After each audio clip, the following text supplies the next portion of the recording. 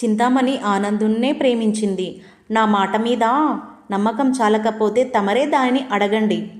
ఎంత మాట? నీ మాట మీద నమ్మకం లేకపోతే నన్ను నేనే నమ్మకపోవడమే. పురోహితులను రప్పించి ముహూర్తం పెట్టించి మీ అన్నగారికి లేఖ పంపుతాను. మీ సావకాశం బట్టి చెయ్యండి. కానీ మరొక విషయం మీకు మనవి చేయాలి.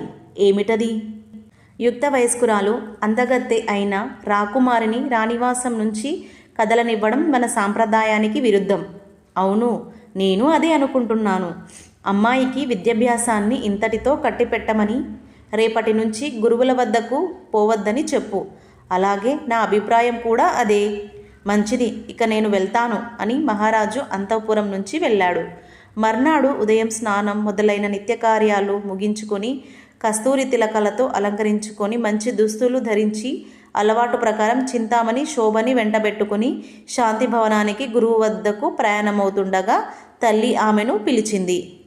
అమ్మా చింతామణి, నువ్విక శాంతి భవనానికి వెళ్ళక్కర్లేదు. ఎందుకని అడిగింది చింతామణి.